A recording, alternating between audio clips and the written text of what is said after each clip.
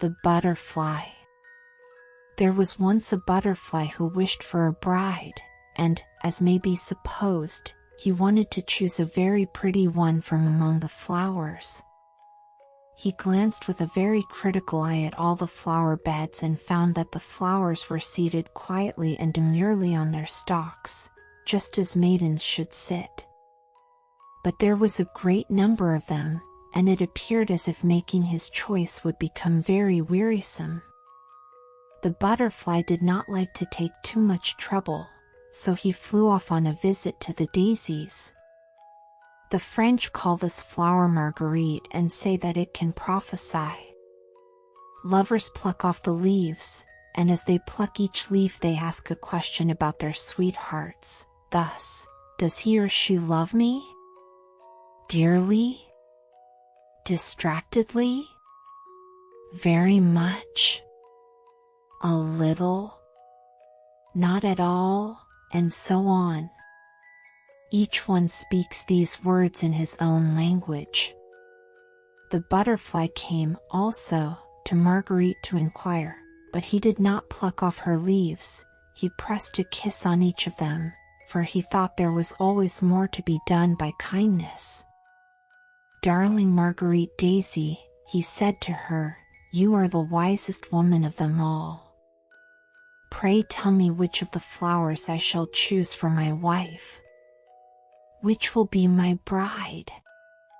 When I know, I will fly directly to her and propose." But Marguerite did not answer him. She was offended that he should call her a woman when she was only a girl. There is a great difference. He asked her a second time, and then a third, but she remained dumb, answering him not at all. Then he would wait no longer, but flew away to commence his wooing at once. It was in the early spring, when the crocus and the snowdrop were in full bloom. "They are very pretty," thought the butterfly, "charming little lasses, but they are rather stiff and formal." Then, as young lads often do, he looked out for the older girls. He next flew to the anemones, but these were rather sour to his taste.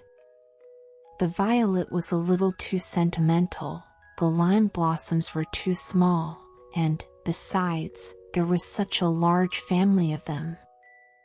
The apple blossoms, though they looked like roses, bloomed today, but might fall off tomorrow with the first wind that blew, and he thought a marriage with one of them might last too short a time. The pea blossom pleased him most of all. She was white and red, graceful and slender, and belonged to those domestic maidens who have a pretty appearance, yet can be useful in the kitchen. He was just about to make her an offer when, close by her, he saw a pod, with a withered flower hanging at the end. "Who is that?" he asked. "That is my sister," replied the pea blossom. "Oh, indeed. And you will be like her some day," said he. And at once he flew away, for he felt quite shocked. A honeysuckle hung forth from the hedge, in full bloom, but there were so many girls like her, with long faces and sallow complexions. No, he did not like her. But which one did he like? Spring went by, and summer drew toward its close. Autumn came, but he had not decided. The flowers now appeared in their most gorgeous robes, but all in vain, they had not the fresh, fragrant air of youth. The heart asks for fragrance even when it is no longer young, and there is very little of that to be found in the dahlias or the dry chrysanthemums. Therefore the butterfly turned to the mint on the ground. "This plant, you know, has no blossom, but is sweetness all over. It is full of fragrance from head to foot, with the scent of a flower in every leaf." "I will take her," said the butterfly, and he made her an offer. But the mint stood silent and stiff as she listened to him. At last she said, "I can give you friendship if you like, nothing more. I am old, and you are old, but we may live for each other just the same. As to marrying, however, no. That would appear ridiculous at our age." And so it happened that the butterfly got no wife at all. He had been too long choosing, which is always a bad plan, and became what is called an old bachelor. It was late in the autumn, with rainy and cloudy weather. The cold wind blew over the bowed backs of the willows, so that they creaked again. It was not the weather for flying about in summer clothes, but fortunately the butterfly was not out in it. By a happy chance he had got a shelter. It was in a room heated by a stove and as warm as summer. He could live here, he said, well enough. But it is not enough merely to exist, said he. I need freedom, sunshine, and a little flower for a companion. So he flew against the window pane and was seen and admired by those in the room, who caught him and stuck him on a pin in a box of curiosities. They could not do more for him. Now I am perched on a stalk like the flowers, said the butterfly. It is not very pleasant, certainly. I imagine it is something like being married, for here I am stuck fast. And with this thought he consoled himself a little. That seems very poor consolation, said one of the plants in the room, that grew in a pot. Ah, thought the butterfly, one can't very well trust these plants in pots. They have had too much to do with human beings. Everything in its right place. More than 100 years ago, behind the wood and by a deep lake, stood an old baronial mansion. Round it lay a deep moat, in which grew reeds and rushes, and close by the bridge, near the entrance gate, stood an old willow that bent itself over the moat. From a narrow lane one day sounded the clang of horns and the trampling of horses.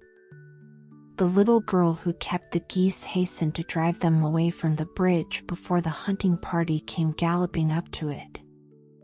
They came, however, with such haste that the girl was obliged to climb up and seat herself on the parapet of the bridge, lest they should ride over her. She was scarcely more than a child, with a pretty, delicate figure, a gentle expression of face, and two bright blue eyes, all of which the Baron took no note of, but as he galloped past, he reversed the whip held in his hand, and in rough play gave the little goose watcher such a push with the butt end that she fell backward into the ditch. Everything in its right place, cried he. Into the puddle with you, and then he laughed aloud at what he called his own wit, and the rest joined with him. The whole party shouted and screamed, and the dogs barked loudly. Fortunately for herself, the poor girl in falling caught hold of one of the overhanging branches of the willow tree, by which she was able to keep herself from falling into the muddy pool. As soon as the Baron, with his company and his dogs, had disappeared through the castle gate, she tried to raise herself by her own exertions, but the bough broke off at the top, and she would have fallen backwards among the reeds if a strong hand had not at that moment seized her from above. It was the hand of a peddler, who, at a short distance, had witnessed the whole affair and hastened up to give assistance. Everything in its right place, he said, imitating the noble Baron, as he drew the little maiden up on dry ground. He would have restored the bough to the place from which it had been broken off, but everything in its right place is not always so easy to arrange, so he stuck the bough in the soft earth. Grow and prosper as much as you can, said he, till you produce a good flute for some of them over there. With the permission of the noble baron and his family, I should like them to hear my challenge." So he betook himself to the castle, but not into the noble hall. He was too humble for that. He went to the servants' apartments, and the men and maids examined and turned over his stock of goods, while from above, where the company were at table, came sounds of screaming and shouting which they called singing, and indeed they did their best. Loud laughter, mingled with the howling of dogs, sounded through the open windows. All were feasting and carousing. Wine and strong ale foamed in the jugs and glasses, even the dogs ate and drank with their masters. The peddler was sent for, but only to make fun for them. The wine had mounted to their heads, and the scents had flown out. They poured wine into a stocking for him to drink with them, quickly, of course, and this was considered a rare jest and occasioned fresh bursts of laughter. At cards, whole farms, with their stock of peasants and cattle, were staked on a card and lost. "Everything in its right place," said the peddler, when he at last escaped from what he called the Sodom and Gomorrah up there. "The open highroad is my right place. That house did not suit me at all." As he stepped along, he saw the little maiden keeping watch over the geese, and she nodded to him in a friendly way. Days and weeks passed, and it soon became evident that the willow branch which had been stuck in the ground by the peddler, near to the castle moat, had taken root, for it remained fresh and green and put forth new twigs. The little girl saw that the branch must have taken root, and she was quite joyful about it. "This tree," she said, "must be my tree now." The tree certainly flourished, but at the castle, what with feasting and gambling, everything went to ruin, for these two things are like rollers, upon which no man can possibly stand securely. 6 years had not passed away before the noble baron wandered out of the castle gate a poor man, and the mansion was bought by a rich dealer. This dealer was no other than the man of whom he had made fun and for whom he had poured wine into a stocking to drink. But honesty and industry are like favorable winds to a ship, and they had brought the peddler to be master of the baron's estates. From that hour no more card playing was permitted there. The new proprietor took to himself a wife, and who should it be but the little goose watcher, who had always remained faithful and good, and who looked as beautiful and fine in her new clothes as if she had been a highly born lady. It would be too long a story in these busy times to explain how all this came about, but it really did happen, and the most important part is to come. It was pleasant to live in the old court now. The mistress herself managed the housekeeping within, and the master superintended the estate. Their home overflowed with blessings, for where rectitude leads the way, prosperity is sure to follow. The old house was cleaned and painted, the moat dried up, and fruit trees planted in it. The floors of the house were polished as smoothly as a draught board, and everything looked bright and cheerful. During the long winter evenings the lady of the house sat with her maidens at the spinning wheel in the great hall. Her husband, in his old age, had been made a magistrate. Every Sunday evening he read the Bible with his family, for children had come to him and were all instructed in the best manner, although they were not all equally clever, as is the case in all families. In the meantime, the willow branch at the castle gate had grown into a splendid tree and stood free and unrestrained. "That is our genealogical tree," said the old people, "and the tree must therefore be honored and esteemed, even by those who are not very wise." 100 years passed away, and the place presented a much changed aspect. The lake had been converted into moorland, and the old baronial castle had almost disappeared. A pool of water, the deep moat, and the ruins of some of the walls were all that remained.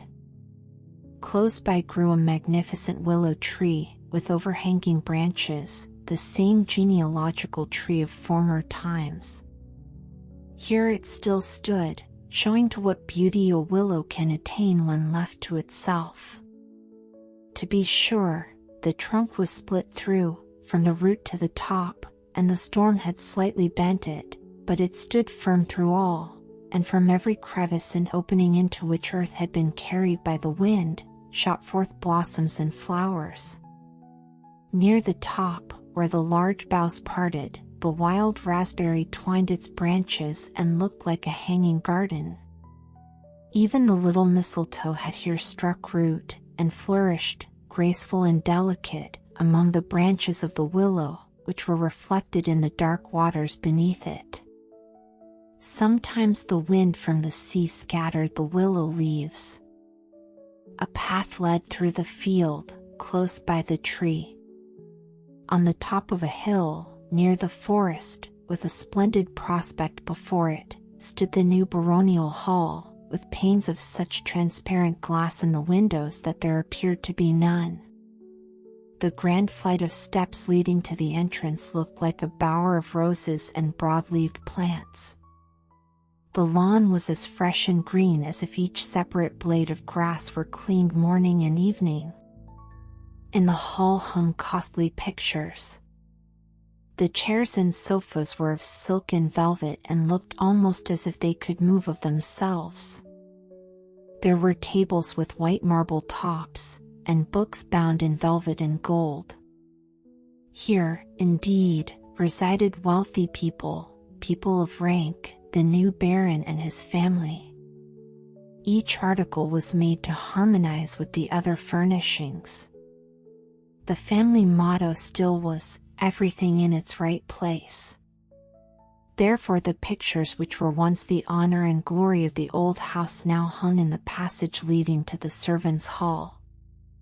They were considered mere lumber, especially two old portraits, one of a man in a wig and a rose-colored coat, the other of a lady with frizzed and powdered hair, holding a rose in her hand, each surrounded by a wreath of willow leaves.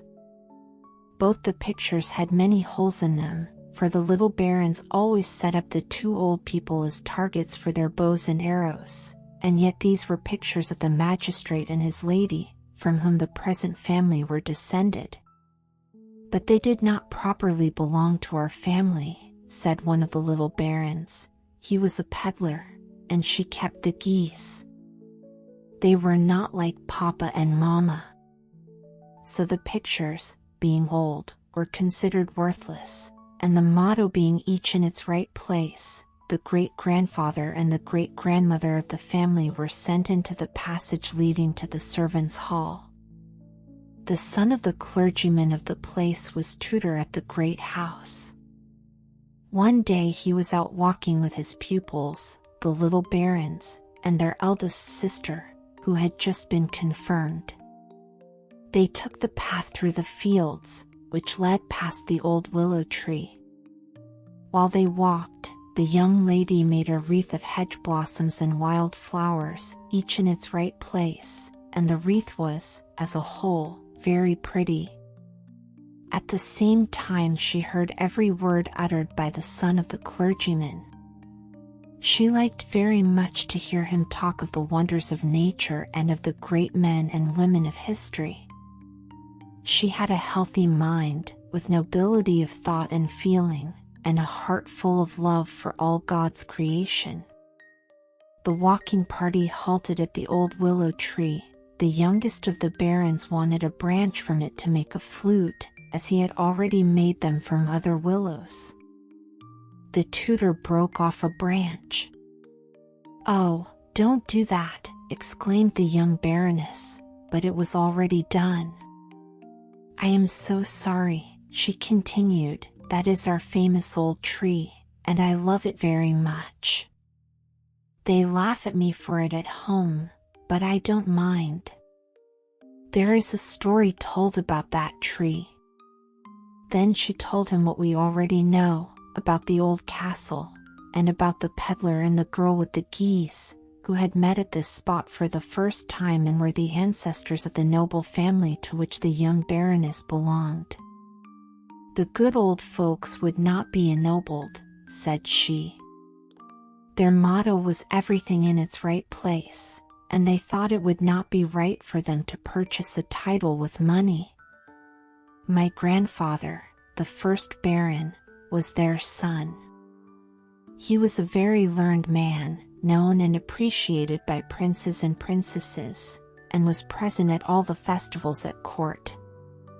At home, they all love him best, but I scarcely know why. There seems to me something in the first old pair that draws my heart towards them. How sociable, how patriarchal, it must have been in the old house, where the mistress sat at the spinning wheel with her maids while her husband read aloud to them from the Bible. They must have been charming, sensible people," said the tutor, and then the conversation turned upon nobles and commoners. It was almost as if the tutor did not belong to an inferior class, he spoke so wisely upon the purpose and intention of nobility. It is certainly good fortune to belong to a family that has distinguished itself in the world, and to inherit the energy which spurs us on to progress in everything noble and useful. It is pleasant to bear a family name that is like a card of admission to the highest circles.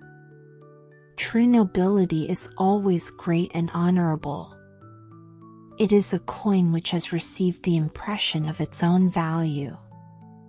It is a mistake of the present day, into which many poets have fallen, to affirm that all who are noble by birth must therefore be wicked or foolish, and that the lower we descend in society the oftener we find great and shining characters. I feel that this is quite false. In all classes can be found men and women possessing kindly and beautiful traits. My mother told me of one, and I could tell you of many more. She was once on a visit to a nobleman's house in the town. My grandmother, I believe, had been brought up in the family. One day, when my mother and the nobleman happened to be alone, an old woman came limping into the court on crutches. She was accustomed to come every Sunday and always carried away a gift with her. "Ah, there is the poor old woman," said the nobleman, "what pain it is for her to walk."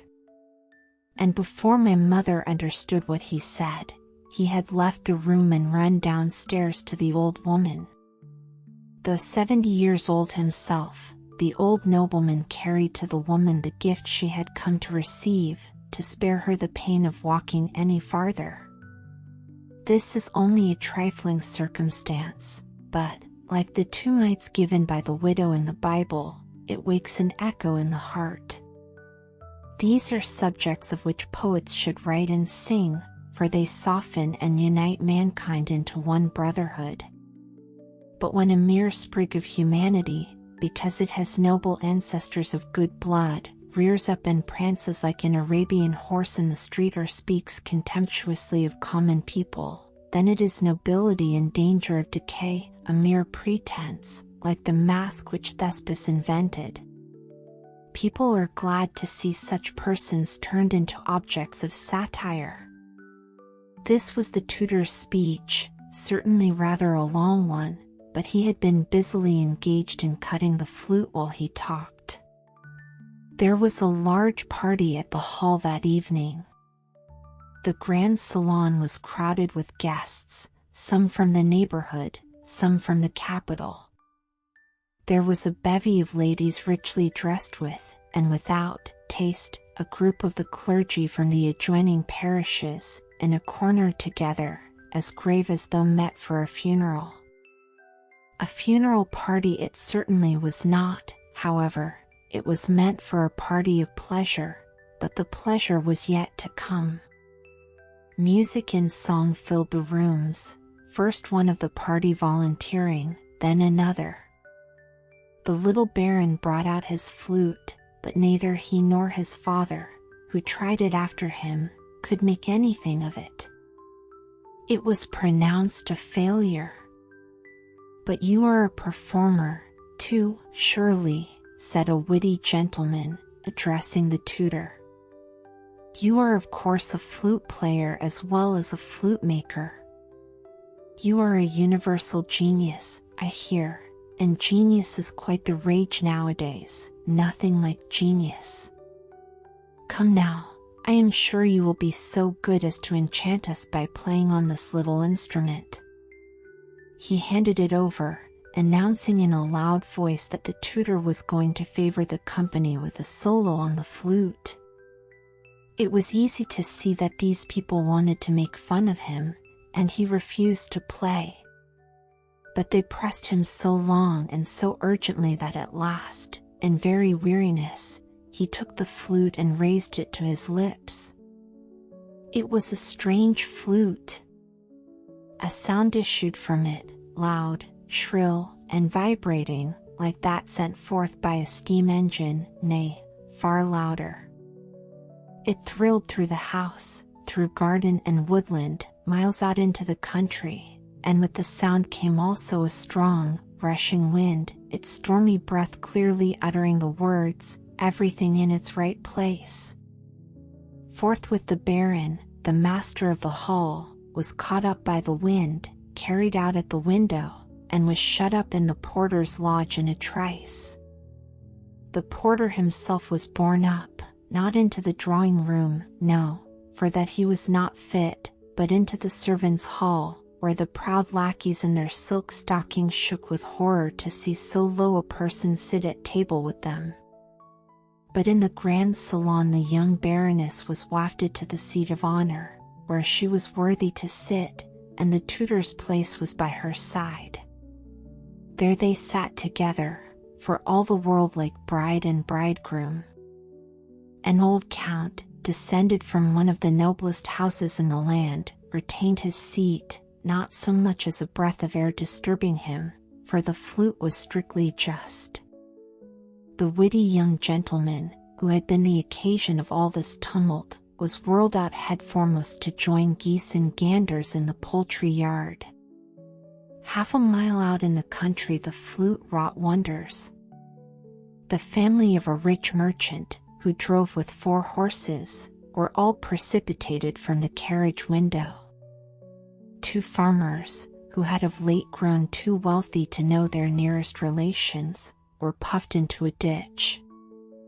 It was a dangerous flute. Luckily, at the first sound it uttered, it burst and was then put safely away in the tutor's pocket. Everything in its right place. Next day no more was said about the adventure than as if it had never happened. The affair was hushed up, and all things were the same as before, except that the 2 old portraits of the peddler and the goose girl continued to hang on the walls of the salon, whither the wind had blown them. Here some connoisseur chanced to see them, and because he pronounced them to be painted by a master hand, they were cleaned and restored and ever after held in honor. Their value had not been known before. Everything in its right place. So shall it be, all in good time, never fear. Not in this world, perhaps. That would be expecting rather too much. The Flying Trunk.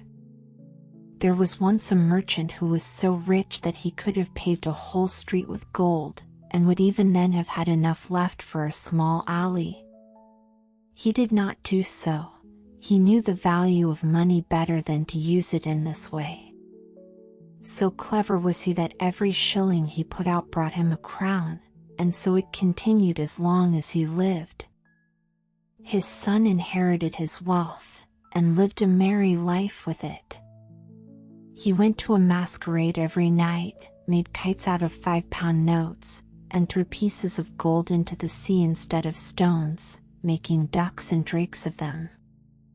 In this manner he soon lost all his money.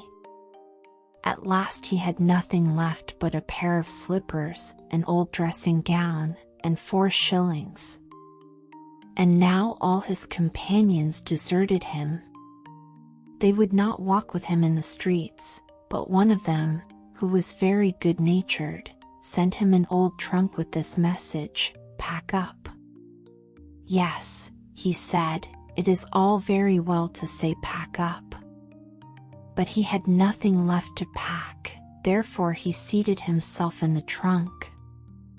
It was a very wonderful trunk, for no sooner did anyone press on the lock than the trunk could fly. He shut the lid and pressed the lock, when away flew the trunk up the chimney, with him in it, right up into the clouds. Whenever the bottom of the trunk cracked, he was in a great fright, for if the trunk had fallen to pieces, he would have turned a tremendous somersault over the trees. However, he arrived safely in Turkey.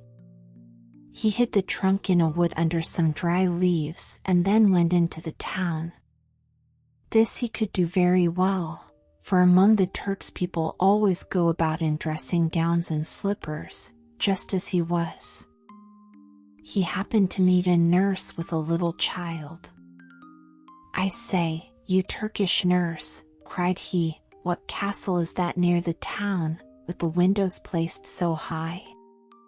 "The Sultan's daughter lives there," she replied. "It has been prophesied that she will be very unhappy about a lover, and therefore no one is allowed to visit her unless the king and queen are present." "Thank you," said the merchant's son. So he went back to the wood, seated himself in his trunk, flew up to the roof of the castle, and crept through the window into the room where the princess lay asleep on the sofa. She awoke and was very much frightened, but he told her he was a Turkish angel who had come down through the air to see her. This pleased her very much. He sat down by her side and talked to her, telling her that her eyes were like beautiful dark lakes, in which the thoughts swam about like little mermaids, and that her forehead was a snowy mountain which contained splendid halls full of pictures. He related to her the story about the stork, who brings the beautiful children from the rivers. These stories delighted the princess, and when he asked her if she would marry him, she consented immediately. "But you must come on Saturday," she said, "for then my parents will take tea with me. They will be very proud when they find that I am going to marry a Turkish angel. But you must think of some very pretty stories to tell them, for they like to hear stories better than anything. My mother prefers one that is deep and moral, but my father likes something funny, to make him laugh." "Very well," he replied, "I shall bring you no other marriage portion than a story," and so they parted. But the princess gave him a sword studded with gold coins, and these he could make useful.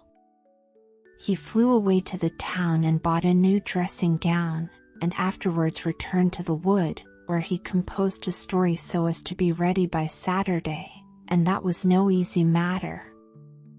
It was ready, however, when he went to see the princess on Saturday. The king and queen and the whole court were at tea with the princess, and he was received with great politeness.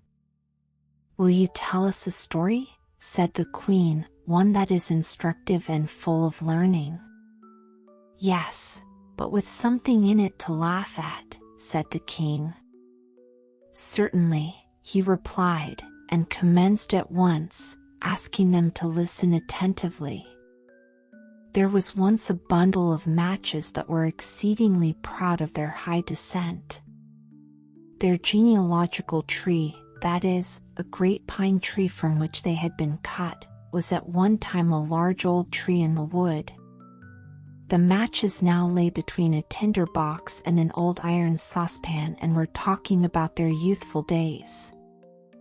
"Ah! Then we grew on the green boughs," said they, "and every morning and evening we were fed with diamond drops of dew.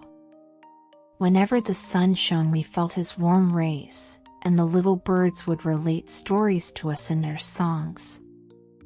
We knew that we were rich, for the other trees only wore their green dresses in summer, while our family were able to array themselves in green, summer and winter. But the woodcutter came like a great disaster, and our family fell under the axe. The head of the house obtained a situation as mainmast in a very fine ship and can sail round the world whenever he will. Other branches of the family were taken to different places, and our own office now is to kindle a light for common people. This is how such high-born people as we came to be in a kitchen. Mine has been a very different fate, said the iron pot, which stood by the matches. From my first entrance into the world I have been used to cooking and scouring. I am the first in this house when anything solid or useful is required. My only pleasure is to be made clean and shining after dinner and to sit in my place and have a little sensible conversation with my neighbors. All of us excepting the water bucket, which is sometimes taken into the courtyard, live here together within these four walls. We get our news from the market basket, but it sometimes tells us very unpleasant things about the people and the government. Yes, and one day an old pot was so alarmed that it fell down and was broken in pieces. You are talking too much, said the tinder box, and the steel struck against the flint till some sparks flew out, crying, "We want a merry evening, don't we?" "Yes, of course," said the matches. "Let us talk about those who are the highest born." "No, I don't like to be always talking of what we are," remarked the saucepan. "Let us think of some other amusement. I will begin. We will tell something that has happened to ourselves. That will be very easy and interesting as well. On the Baltic Sea, near the Danish shore." "What a pretty commencement," said the plates. "We shall all like that story, I am sure." "Yes. Well, in my youth I lived in a quiet family where the furniture was polished, the floors scoured, and clean curtains put up every fortnight." "What an interesting way you have of relating a story," said the carpet broom. "It is easy to perceive that you have been a great deal in society. Something so pure runs through what you say." "That is quite true," said the water bucket, and it made a spring with joy and splashed some water on the floor. Then the saucepan went on with its story, and the end was as good as the beginning.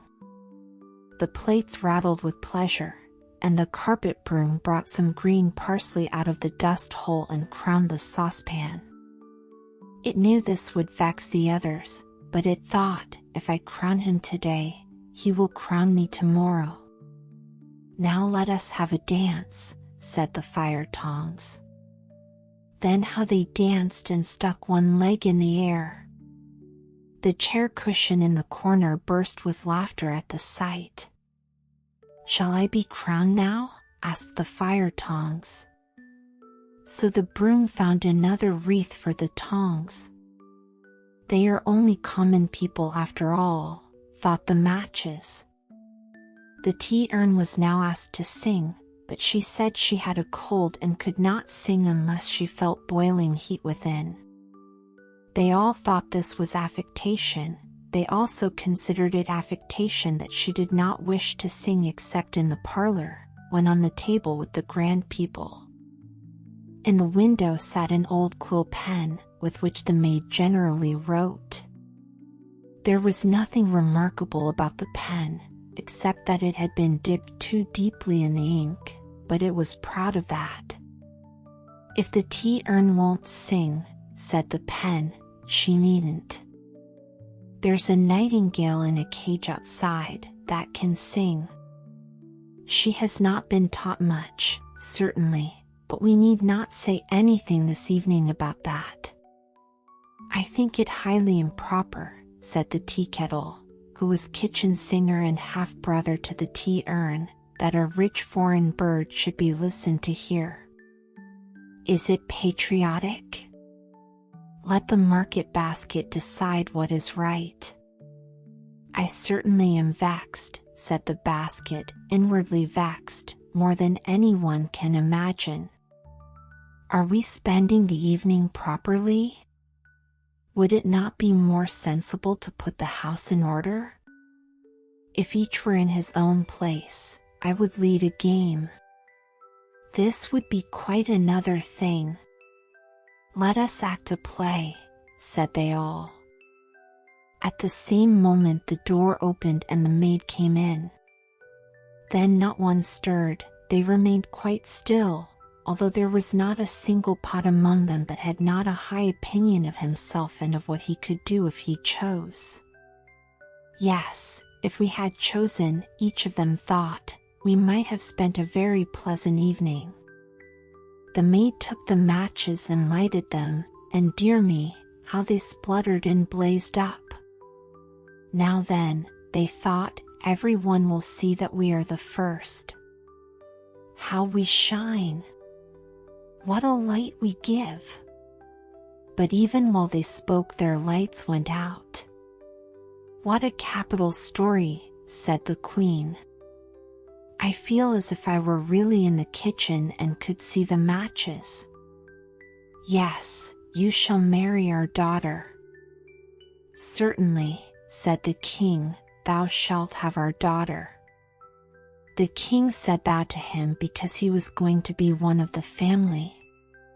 The wedding day was fixed, and on the evening before, the whole city was illuminated.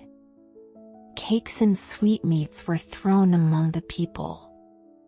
The street boys stood on tiptoe and shouted hurrah, and whistled between their fingers. Altogether it was a very splendid affair. I will give them another treat, said the merchant's son. So he went and bought rockets and crackers and every kind of fireworks that could be thought of, packed them in his trunk, and flew up with it into the air. What a whizzing and popping they made as they went off! The Turks, when they saw the sight, jumped so high that their slippers flew about their ears. It was easy to believe after this that the princess was really going to marry a Turkish angel. As soon as the merchant's son had come down to the wood after the fireworks, he thought, I will go back into the town now and hear what they think of the entertainment. It was very natural that he should wish to know. And what strange things people did say, to be sure. Everyone whom he questioned had a different tale to tell, though they all thought it very beautiful. I saw the Turkish angel myself, said one. He had eyes like glittering stars and a head like foaming water. He flew in a mantle of fire, said another, and lovely little cherubs peeped out from the folds. He heard many more fine things about himself and that the next day he was to be married. After this he went back to the forest to rest himself in his trunk. It had disappeared. A spark from the fireworks which remained had set it on fire. It was burned to ashes. So the merchant's son could not fly any more, nor go to meet his bride. She stood all day on the roof, waiting for him, and most likely she is waiting there still, while he wanders through the world telling fairy tales, but none of them so amusing as the one he related about the matches. The Goblin and the Huckster. There was once a regular student, who lived in a garret and had no possessions. And there was also a regular huckster, to whom the house belonged, and who occupied the ground floor. A goblin lived with the huckster because at Christmas he always had a large dishful of jam, with a great piece of butter in the middle. The huckster could afford this, and therefore the goblin remained with him, which was very shrewd of the goblin. One evening the student came into the shop through the back door to buy candles and cheese for himself. He had no one to send, and therefore he came himself. He obtained what he wished, and then the huckster and his wife nodded good evening to him. The huckster's wife was a woman who could do more than merely nod, for she usually had plenty to say for herself. The student nodded also, as he turned to leave, then suddenly stopped and began reading the piece of paper in which the cheese was wrapped. It was a leaf torn out of an old book, a book that ought not to have been torn up, for it was full of poetry. "Yonder lies some more of the same sort," said the huckster. "I gave an old woman a few coffee berries for it. You shall have the rest for 6 pence if you will." "Indeed I will," said the student. "Give me the book instead of the cheese. I can eat my bread and butter without cheese." "It would be a sin to tear up a book like this. You are a clever man and a practical man, but you understand no more about poetry than that cask yonder." This was a very rude speech, especially against the cask, but the huckster and the student both laughed, for it was only said in fun. The goblin, however, felt very angry that any man should venture to say such things to a huckster who was a householder and sold the best butter. As soon as it was night, the shop closed, and everyone in bed except the student. The goblin stepped softly into the bedroom where the huckster's wife slept, and took away her tongue, which of course she did not then want. Whatever object in the room he placed this tongue upon, immediately received voice and speech and was able to express its thoughts and feelings as readily as the lady herself could do. It could only be used by one object at a time, which was a good thing, as a number speaking at once would have caused great confusion. The goblin laid the tongue upon the cask, in which lay a quantity of old newspapers. "Is it really true," he asked, "that you do not know what poetry is?" "Of course I know," replied the cask. "Poetry is something that always stands in the corner of a newspaper and is sometimes cut out. And I may venture to affirm that I have more of it in me than the student has, even if I am only a poor tub of the huckster's." Then the goblin placed the tongue on the coffee mill, and how it did go, to be sure! Then he put it on the butter tub, and the cash box, and they all expressed the same opinion as the waste paper tub. A majority must always be respected. "Now I shall go and tell the student," said the goblin. With these words he went quietly up the back stairs to the garret, where the student lived. The student's candle was burning still, and the goblin peeped through the keyhole and saw that he was reading in the torn book which he had bought out of the shop. But how light the room was!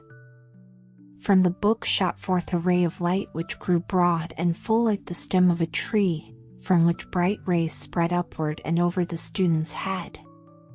Each leaf was fresh, and each flower was like a beautiful female head, some with dark and sparkling eyes and others with eyes that were wonderfully blue and clear. The fruit gleamed like stars, and the room was filled with sounds of beautiful music. The little goblin had never imagined, much less seen or heard of, any sight so glorious as this. He stood still on tiptoe, peeping in, till the light went out. The student no doubt had blown out his candle and gone to bed, but the little goblin remained standing there, listening to the music which still sounded, soft and beautiful, a sweet cradle song for the student who had lain down to rest. "This is a wonderful place," said the goblin. "I never expected such a thing. I should like to stay here with the student." Then the little man thought it over, for he was a sensible sprite. At last he sighed, "But the student has no jam." So he went downstairs again to the huckster's shop, and it was a good thing he got back when he did, for the cask had almost worn out the lady's tongue. He had given a description of all that he contained on one side, and was just about to turn himself over to the other side to describe what was there, when the goblin entered and restored the tongue to the lady. From that time forward, the whole shop, from the cash box down to the pinewood logs, formed their opinions from that of the cask. They all had such confidence in him and treated him with so much respect that when, in the evening, the huckster read the criticisms on theatricals and art, they fancied it must all come from the cask. After what he had seen, the goblin could no longer sit and listen quietly to the wisdom and understanding downstairs. As soon as the evening light glimmered in the garret, he took courage, for it seemed to him that the rays of light were strong cables, drawing him up and obliging him to go and peep through the keyhole. While there, a feeling of vastness came over him, such as we experience by the ever-moving sea when the storm breaks forth, and it brought tears into his eyes. He did not himself know why he wept, yet a kind of pleasant feeling mingled with his tears. How wonderfully glorious it would be to sit with the student under such a tree! But that was out of the question. He must be content to look through the keyhole and be thankful for even that. There he stood on the cold landing, with the autumn wind blowing down upon him through the trapdoor. It was very cold, but the little creature did not really feel it till the light in the garret went out and the tones of music died away. Then how he shivered and crept downstairs again to his warm corner, where he felt at home and comfortable. And when Christmas came again and brought the dish of jam and the great lump of butter, he liked the huckster best of all. Soon after, the goblin was waked in the middle of the night by a terrible noise and knocking against the window shutters and the house doors and by the sound of the watchman's horn. A great fire had broken out, and the whole street seemed full of flames. Was it in their house or a neighbor's? No one could tell, for terror had seized upon all. The huckster's wife was so bewildered that she took her gold earrings out of her ears and put them in her pocket, that she might save something at least. The huckster ran to get his business papers, and the servant resolved to save her black silk mantle, which she had managed to buy. All wished to keep the best things they had. The goblin had the same wish, for with one spring he was upstairs in the student's room. He found him standing by the open window and looking quite calmly at the fire, which was raging in the house of a neighbor opposite. The goblin caught up the wonderful book, which lay on the table, and popped it into his red cap, which he held tightly with both hands. The greatest treasure in the house was saved, and he ran away with it to the roof and seated himself on the chimney. The flames of the burning house opposite illuminated him as he sat with both hands pressed tightly over his cap, in which the treasure lay. It was then that he understood what feelings were really strongest in his heart and knew exactly which way they tended. Yet, when the fire was extinguished and the goblin again began to reflect, he hesitated, and said at last, "I must divide myself between the two. I cannot quite give up the huckster, because of the jam." This is a representation of human nature. We are like the goblin, we all go to visit the huckster, because of the jam.